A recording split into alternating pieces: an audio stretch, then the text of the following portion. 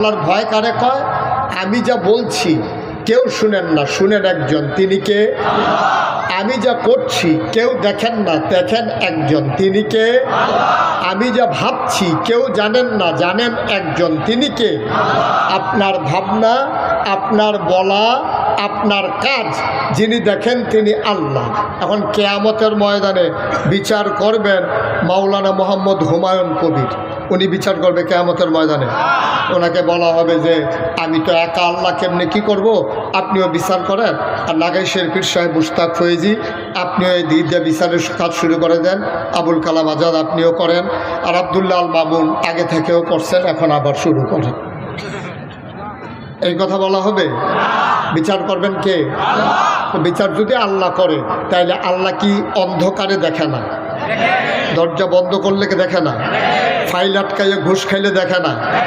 যখন আপনি টাকার বিনিময়ে ভোট বিক্রি করে দেন তখন দেখে না? আমার দেশ আজব একটা দেশ।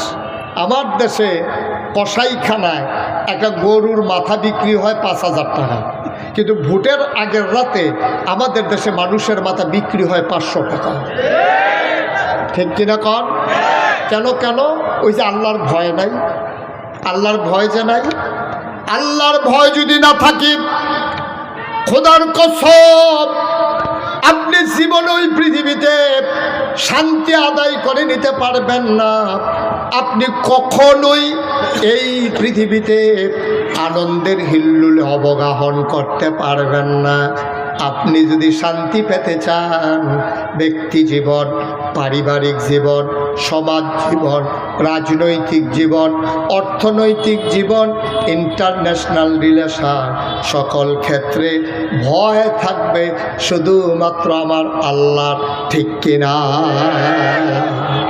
আল্লাহর ভয় যার অন্তরে জায়গা হয়, তখন এই মানুষটার মৃত্যুকে ভয় পায় না, তখন কোনো শাসন ক্ষমতাকে সে ভয় পায় না, কাউকে সে আর পরোয়া করে না।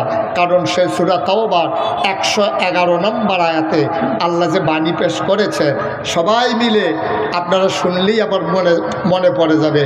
আল্লাহ বলছেন, ইন্নাল্লাহা আশতারা মিনাল মুমিনিনা আনফুসাহুম ওয়া আমওয়ালাহুম বিআন্না লাহুমুল জান্নাহ।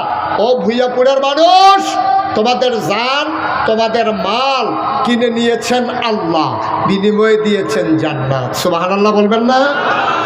কে কিনছে? কথা কথা, কে কিনছে? আপনি যে এখন আল্লাহকে ভয় পান না, আপনি মনে করেছেন লুকিয়ে লুকিয়ে ফাইল আটকাইয়ে ঘুষ খাইলে কেউ দেখে না। আপনি বিশ্বাস করেন রমজান মাসে পানির নিচে ডুব দিয়া কেউ এক ঢুক পানি খায় না, কারণ সে বিশ্বাস করে ওখানেও আমার আল্লাহ দেখে। ঠিক কিনা বলেন? তাহলে জীবনের সব জায়গায় ভয় থাকবে কার? এখন ভয় কারে কয়? আনতা আবুদাল্লাহ কাআন্নাকা তারাহু ফাইন লাম তাকুন তারাহু ফাইন্নাহু ইয়ারাক। তুমি এমনভাবে আল্লাহর ইবাদত করো যেন তুমি তোমার আল্লাহকে দেখতেছো।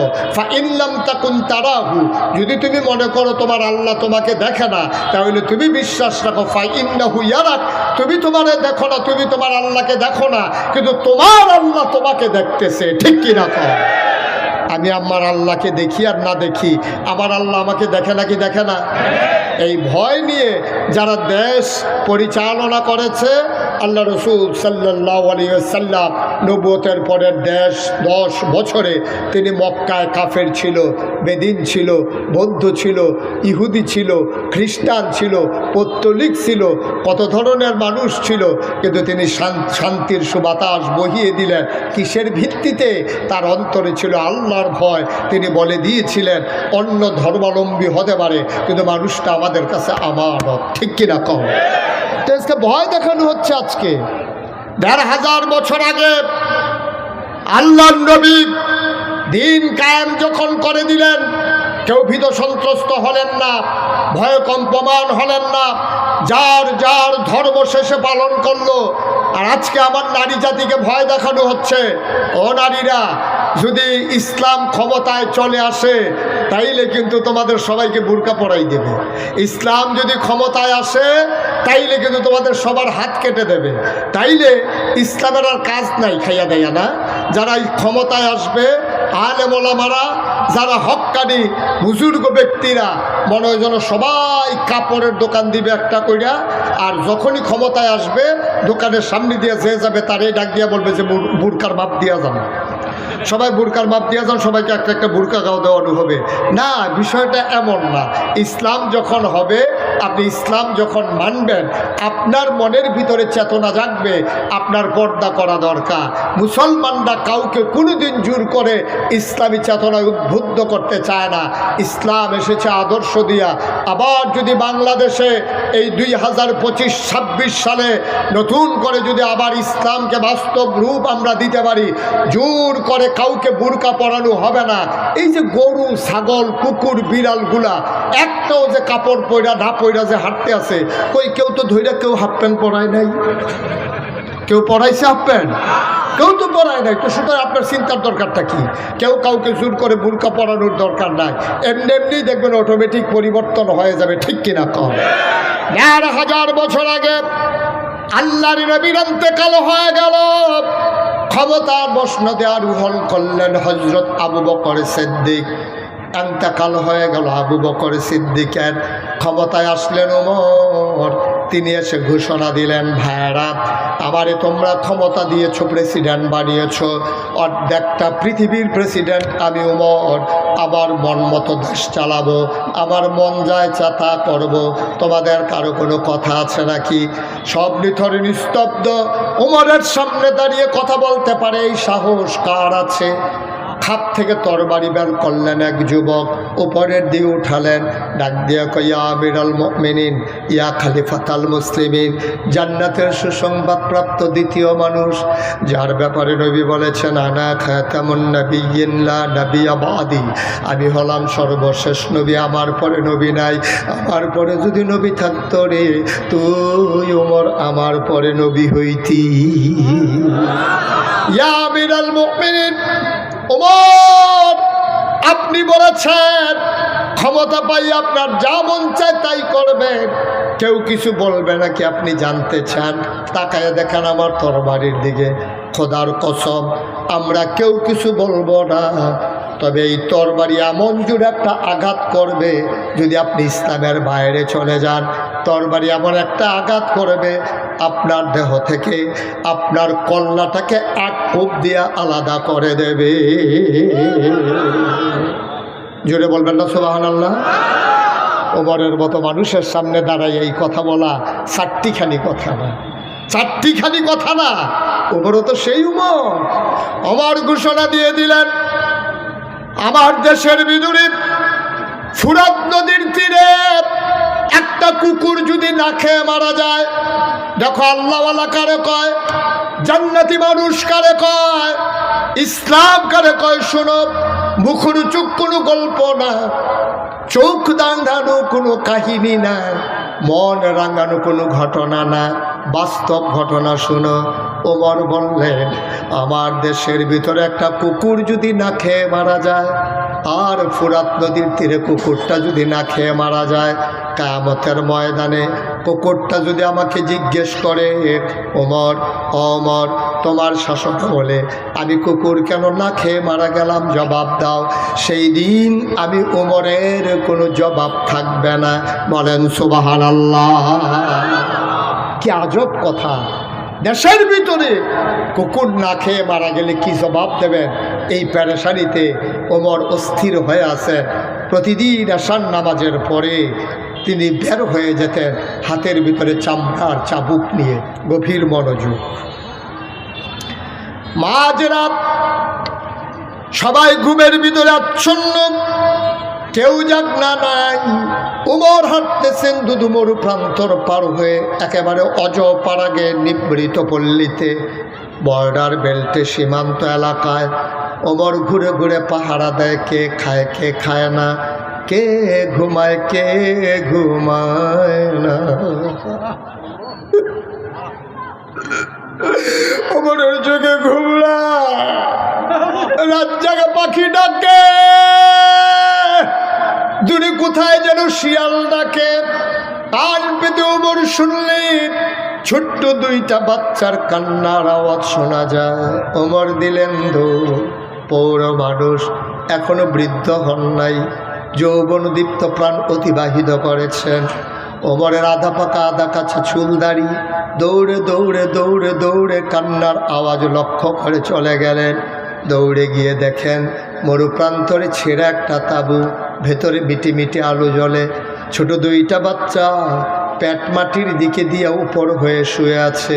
দুই বাচ্চার পেটের ভিতরে দুইটা পাথর।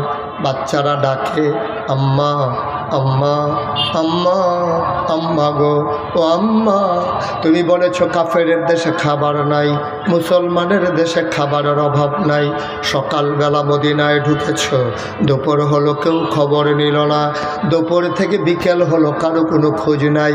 আম্মা গুধুলি লগ্ন পরন্ত বিকেল সব ঘরে ঢুকে গেল, মাঝরাত পার হয়ে গেল, আম্মা কেউ জানে না নাই আমাদের কপালে তো খাবার নাই। কই তোমার ইসলাম, কই তোমার উমর, কে আমাদের খবর নেবে? কেউ তো নিল না।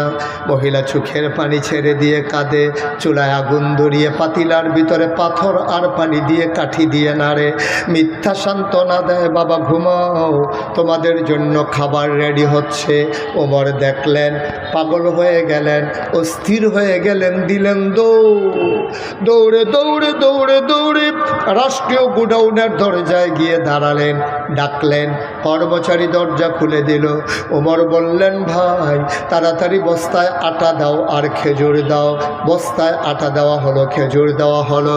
ওমর বললেন, মুখটা শক্ত করে বেঁধে দাও। মুখ শক্ত করে বাঁধা হলো। এবার ওমর তাকাইয়া দেখে পেছনে দুইজন লোক দাঁড়িয়ে আছেন। ওমর বললেন, তোমরা কারা? আমরা রাষ্ট্রের কর্মচারী, আপনি সামনে সামনে যান, আমরা আটার বস্তা নিয়ে আসতেছি। ওমর কয়, না, তোমাদের মাথায় তো আটার বস্তা দেওয়া হবে না, দায়িত্ব আমার, আটার বস্তাও থাকবে আমার মাথা। 31 লক্ষ বর্গ মাইলের প্রেসিডেন্ট উমর, অর্ধেকটা পৃথিবীর প্রেসিডেন্ট উমর। আমার ডাক দেয়া, আটার বস্তা আমার মাথায় দাও। কর্মচারীরা কয়, আমরা রিজাইন দেব, আমরা চাকরি করব না, আপনি যদি সব করেন তাইলে আমাদের কি দরকার? একটু আমরা আজানের জবাব দিয়ে নেই, জামাত পর্যন্ত আমরা আরো 10 মিনিট কথা বলতে পারবো ইনশাআল্লাহ। কেউ ডরবেন না যে ভাই বসেন, কে আজান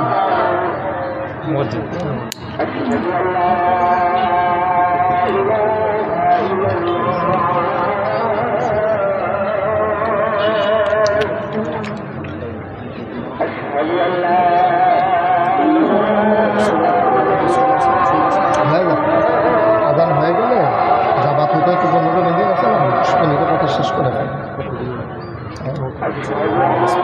কিন্তু লাভ হবে না। আদান তো দিয়ে এক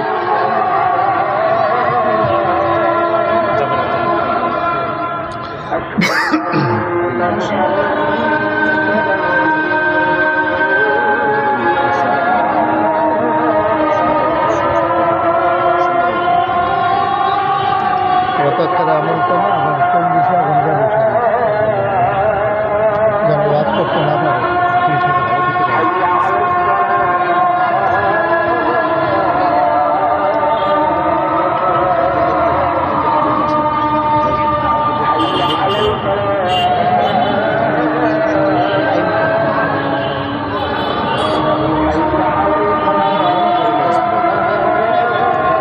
আমরা সবাই জামাতের আগেই শেষ করে দেব, ওঠার দরকার নেই, কাউকে উঠতে দিয়েন না, বুঝিয়ে বুঝিয়ে বসিয়ে রাখেন।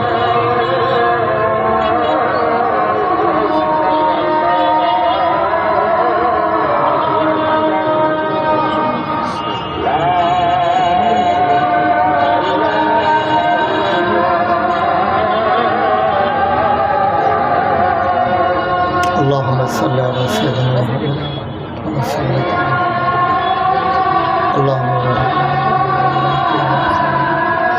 اللهم رب هذه الدعوة التامة والصلاة القائمة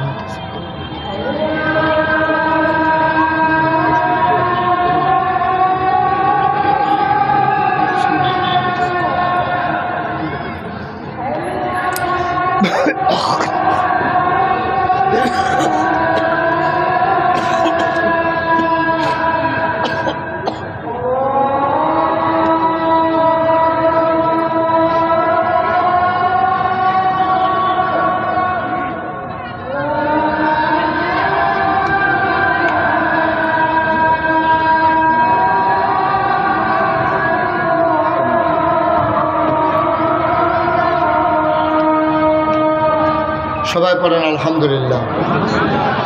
সবাই পড়ছেন? আওয়াজ কি এমন হয়? সবাই পড়েন আলহামদুলিল্লাহ জোরে। আর জোর নাই? জোরে পড়েন আলহামদুলিল্লাহ। বলেন আল্লাহু আকবার। যেই কথাটা বলছিলাম, কথা মনে আছে না?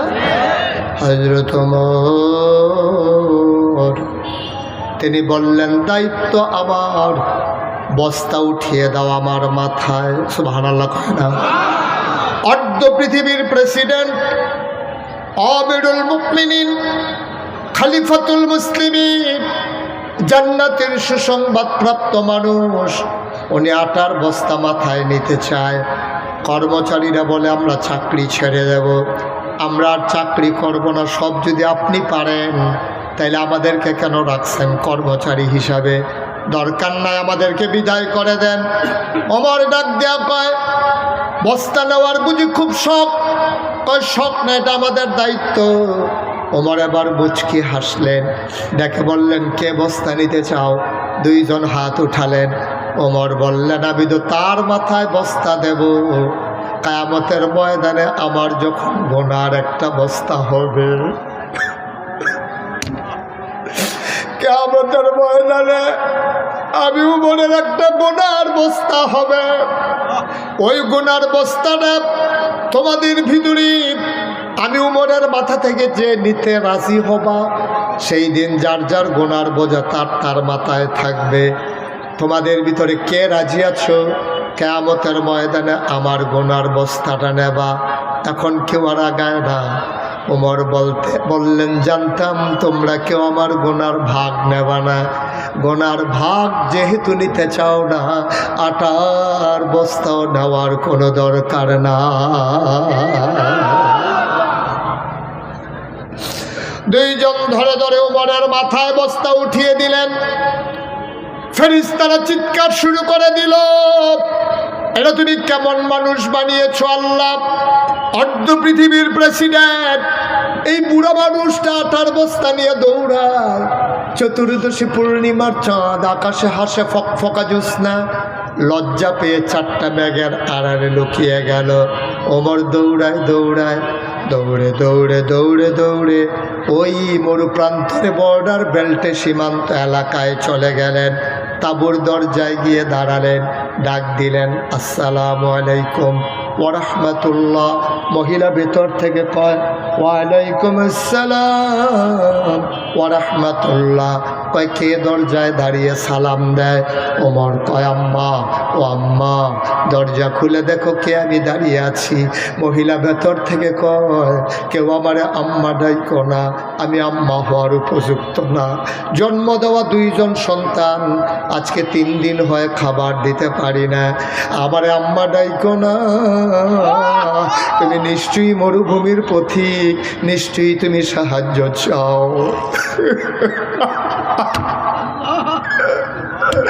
নিশ্চয়ই তুমি সাহায্য চাও। জন্ম দেওয়া 2 বাচ্চারা খাবার দিতে পারি না, 3 দিন হয়। আমি রাস্তার পথিককে কেমন করে খাবার দেব? তুমি এখন অন্য দরজায় যাও, কোন এক সময় আমার দরজায় আইসো, আমি ফেরত দেব না। ওমর ডাক দেয়, আম্মা আমি সাহায্যের জন্য আসি নাই, দরজা খুলে দাও। তাকায়া দেখো কে দাঁড়িয়ে আছে। মহিলা দরজা খুলে দিলেন। তাকায়া দেখে আদা কাঁচা আদা পাকা দাঁড়িয়ে আর চুল নিয়ে একটা মানুষ মাথায় বস্তা নিয়ে দাঁড়িয়ে আছে। ওমর রাদিয়াল্লাহু তাআলা আনহু কয়, আম্মা, ও আম্মা, আমার পাশেই বাড়ি, আমি শুনলাম তোমার ছেলেরা খায় নাই, ঘরে যা কিছু খাবার ছিল নিয়ে এসেছি, অনুমতি দাও ভেতরে ঢুকে যাই। মহিলা বললেন, আসো ভেতরে আসো। ওমর ডাক দেয়া কয়, মা একটু ধরে দাও, বস্তাটা নামাও দেখি। বস্তাটা নামানো হলো। ওমর ডাক দেয়া কয়, আম্মা তাড়াতাড়ি একটু আটা গুলে নাও, তাড়াতাড়ি 2টা রুটি বানাও। ওমা চুলার আগুনটা দেখি নিভে গেছে, তুমি তাড়াতাড়ি রুটি বানাও, এই ফাঁকে আমি ফু দিয়া আগুনটা ধরাই দে। ইসলাম, ইসলাম। তুমি রুটি বানাও, আমি আগুন ধরাই। অর্ধ পৃথিবীর প্রেসিডেন্ট ওমর ফু দিয়ে আগুন ধরায় দুঃখিনী মায়ের ঘরে। মহিলা রুটি বানাইয়া ওমরের হাতে দেয়। ওমর রুটিগুলো সেঁকতেছে, 2টা রুটি বানানো হয়ে গেল। ওমর ডাক দেয়া কয়, মা ভাইদেরকে ডাকবো নাকি? তা আমার বাবারা 3 দিন ধরে খায় না, একটু ডাকো দেখি। বাচ্চারা উঠলেন। ওমর খেজুরের বিচি ফেলে রুটি টুকরা টুকরা করে, রুটির ভিতরে খেজুর দিয়া বাচ্চার মুখে দেয়। ওমর কয়, আমি লোকমানে একটা, মুখ চলে আসে 2টা, একটাকে ধাক্কা দিয়ে আরেকটারে লোকমা দেই। ওমর কাঁদতেছেন, মহিলা রুটি সেঁকতেছে আর তাকায়া দেখে বুড়া মানুষটা কান্দে, দাঁড়িয়ে বেয়ে টপ টপ করে পানি পড়ে। মহিলা কান্দে আর কয়, বাবা আমি জানি না তুমি কে, আমি তোমার পরিচয় জানি না, তবে এতটুকুন বুঝেছি তোমার মনে বড় মায়া। তোমার মতো মানুষ থাকতে উমর আবার খলিফা হয় কেমনে? মদিনার মানুষ কি তোমারে দেখে না? তোমারে বাদ দিয়ে উমরকে কেন খলিফা বানাইছে? ওরা কেন উমরকে খলিফা বানায়, তোমারে বানায় না? আমি আগামীকাল সকালবেলা সবাইকে বুঝাইয়া বলবো, সবাই উমরকে বাদ দিয়া তোমারে যেন খলিফা বানাই দেয়। ওমর কয়, মা সেই কথা থাক, তুমি এখন একটা রুটি খাও। মহিলা কান্দার কয়, না বাবা আমি রুটি খাবো না, সকালবেলা বাচ্চারা আবার কাঁদবে, সেই সময় আমি কোত্থেকে রুটি দেব? আমি তো বয়স্কা মহিলা, মরে যাব না, আমি রুটি খাবো না, বাচ্চাদের জন্য রেখে দাও। ওমর ডাক দেয়া কয়, মা আমি যখন চলে এসেছি তোমার আর চিন্তা নাই গো মা, ওমরের সাথে আমার বড় খাতির গো আম্মা, ওমরের সাথে আমার বড় খাতির, আমি যা বলি উমর তাই করে। তুমি আগামীকাল সকালবেলা মসজিদে নববীর পাশে আসবা, আমি উমরকে বলে মাসিক রেশনের ব্যবস্থা করে দেব। কানতে কানতে উমর চলে গেলেন। ফজরের সময় মজলিসে বসলেন, সব মানুষ দেখা করে। মহিলা 2 বাচ্চা নিয়ে দরজায়, মসজিদে নববীর দরজায় গিয়ে দাঁড়ালেন। মহিলা একজনকে জিজ্ঞেস করে, ভাই এই জায়গার ভিতরে উমর কোনটা, এখানে উমর কোনটা? আবার একজন লোক আঙ্গুল দিয়া দেখাই দিল, ওই যে ছিপছিপে গরম লম্বা মানুষটা, এইটাই হলো উমর। মহিলা তাকায়া দেখে, যারে উমর দেখাইছে এই মানুষটার কেউ না, যেই মানুষটা রাতের বেলা ফু দিয়ে আগুন ধরাইছে।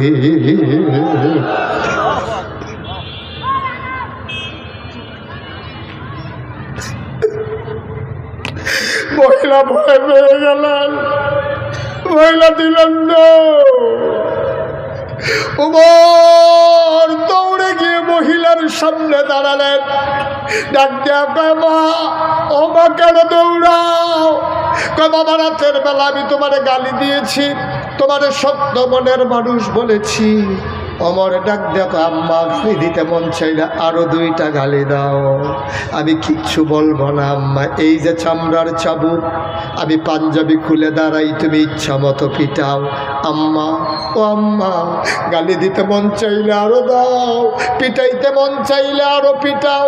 ও আম্মা, তোমার বিরতি আমার তোমার কাছে, যা মন চাই দুনিয়ায় করো, কিয়ামতের ময়দানে আল্লাহর দরবারে আমার আসামি বানাইও না।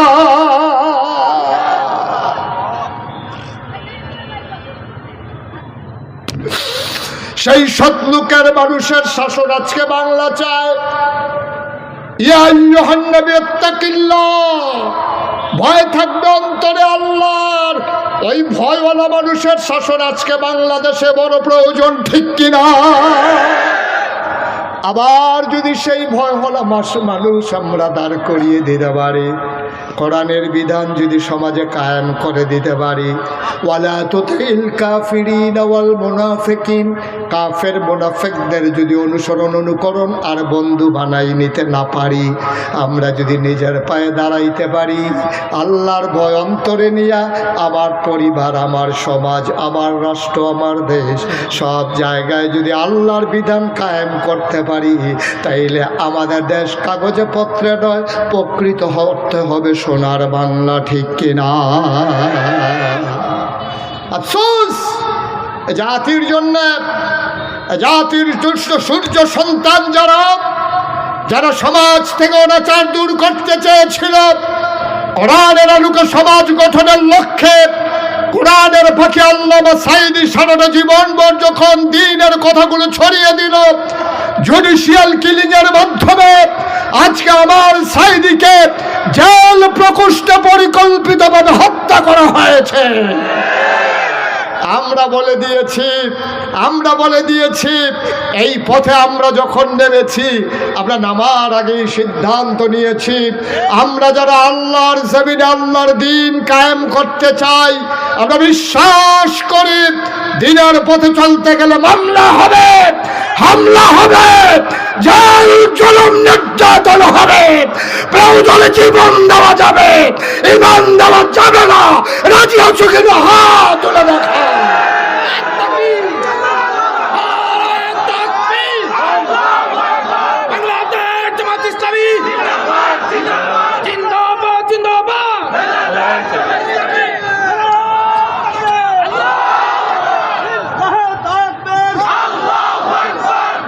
সবাই পড়ে না আমিন, জোরে পড়ে না আমিন। বানানো গল্প নয়, মুখরোচক কোনো ইতিহাস নয়। যার কলিজায় আল্লাহর ভয় অন্তরে জায়গা হয়, সেই মানুষ কখনো গম চুরি করতে পারে না, রাস্তার পিচ চুরি করে খেতে পারে না, সে কখনো ভিক্ষা করা মহিলার জন্য বিস্কিট এসেছে বিদেশ থেকে, সেই বিস্কিট তারা খেতে পারে না। ঠিক কিনা বলো? দুম্বার গুস্ত আসে এতিমের জন্য, সেই দুম্বার গুস্তগুলো ভাগ হয়ে যায় না তার বাসায় বাসায়। ঠিক কিনা বলো? যেই দেশের রাজধানী রাজনীতি করে, মানুষের মাথা বিক্রি করে, মানুষের ভোট নিয়ে এই দেশে রাজনীতি করতে চায়, অথচ কুলি ফালায় অন্য দেশে, সেকেন্ড হোম করে কানাডায়, মালয়েশিয়ায়, এই মানুষগুলোর বাংলাদেশে রাজনীতি করার কোনো অধিকার নাই। ঠিক কিনা বলো? রাজনীতি তারাই করবে যারা দেশের ভিতরে তাদের সেকেন্ড হোম থার্ড হোম বলতে কোনো জিনিস থাকবে না। বাংলাদেশেই জন্ম, বাংলাদেশেই জীবন, বাংলাদেশেই তাদের মরণ। ঠিক কিনা বলো? যেদিন এমন করে দীপ্ত শপথ নেওয়া যাবে, সেদিনে আমার বাংলা প্রকৃত অর্থে সোনার বাংলা হবে। আসুন সবাই মিলে অন্তরে ভয় পয়দা করে নেই কার? কথা কয় না কার? আল্লাহর ভয় যার কলিজার ভিতরে আছে, কোনো ভয় তাকে আর পরাজিত করতে পারে না।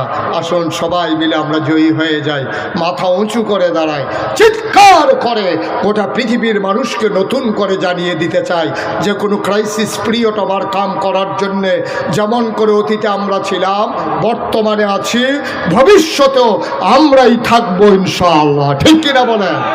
সুতরাং আমরা সবার জন্য সবাই মিলে দোয়া করব। দোয়ার আগে সবাই মিলে আমরা একটু এতক্ষণ আমি কাউকে বসতে বলি নাই, এখন যেহেতু দোয়া হবে ঘাসের উপরেই বসে পড়ুন, সবাই যেমন করে হোক বসে পড়ুন। আমরা সবাই মিলে এখন তওবা করব, দোয়া করব, আল্লাহ যেন আমাদের গুনাহ মাফ করে দেয়। পড়েন আস্তাগফিরুল্লাহ রাব্বি মিন কুল্লি যামবিন ওয়া আতুবু ইলাইহি লা হাওলা ওয়ালা কুওয়াতা ইল্লা বিল্লাহিল আলিয়্যিল আযীম। আমিন আমিন আমিন। কর্তৃপক্ষ স্বল্প সময়ের নোটিশে মাহফিলটার আয়োজন করেছে, ওনারা ইচ্ছে করলেও আপনাদের দ্বারে দ্বারে ঘরে ঘরে পৌঁছতে পারেনি। এখানে যারা আছেন আমরা যদি সবাই মিলে একটু সহযোগিতা করি, কর্তৃপক্ষের জন্য সহজ হয়ে যাবে ইনশাআল্লাহ। একটা লুকো বাকি থাকা যাবে না। 1,000 টাকা দিলে আপনি গরিব হবেন না। 1000 টাকা করে 100 লোক দিলে 1 লক্ষ টাকা হয়ে যায়। এখানে আমি দেখতে পাচ্ছি 1000 টাকা দেওয়ার মতো অনেক লোকই আছেন। বিসমিল্লাহ বলে পকেটে হাত দেন দেখি। আমার ভাইয়ারা আসতেছেন, আপনার হাতে হাতে নিয়ে নেন। সব